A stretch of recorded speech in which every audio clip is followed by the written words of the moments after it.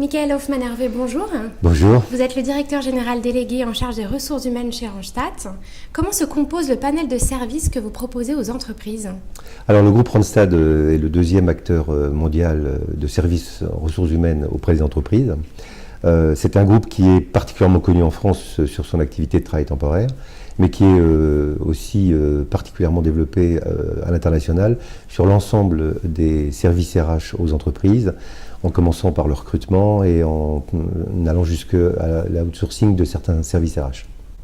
Quelles sont les tendances qui émergent en matière de sourcing RH? La notion de géomarketing va devenir de plus en plus fine et va nous permettre d'identifier bassin d'emploi par bassin d'emploi quels sont les besoins des entreprises qui vont être amenées à recruter et quelles sont les compétences au sein même du bassin qui pourront être mis à la disposition des entreprises. Ce qui va poser un problème, il existera dans un premier temps probablement un décalage entre les attentes et les besoins des entreprises et les compétences présentes sur ces bassins d'emploi, mais aussi une opportunité, c'est que ça permettra effectivement aux régions qui vont avoir de plus en plus de pouvoir préparer en fait les compétences dont elles auront besoin demain pour répondre aux attentes des entreprises.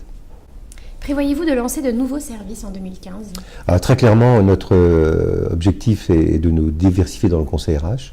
Nous avons créé donc à la fin de l'année 2014 un cabinet de conseil RH intégré qui a la possibilité d'offrir aux entreprises des prestations de conseil en ressources humaines, depuis le recrutement du collaborateur jusqu'à l'accompagnement d'une transformation d'organisation. Ce cabinet s'appelle HR Consultancy Partners. Il est constitué à ce jour de 120 consultants qui sont répartis sur toute la France et qui sont structurés autour de 4 expertises. L'expertise talent, accompagner les talents, détecter et développer les talents des organisations. L'expertise développement, utiliser effectivement les outils de développement et d'évaluation pour pouvoir faire en sorte que au sein même d'une entreprise on puisse gérer intelligemment la mobilité interne.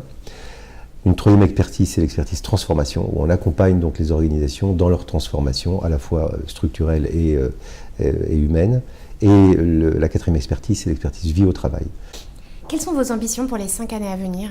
Nous envisageons de développer en fait l'activité de conseil RH à l'étranger pour d'abord effectivement renforcer notre stratégie de diversification. Michael Hoffmann-Hervé, merci beaucoup. Merci à vous. Bonne continuation. Merci.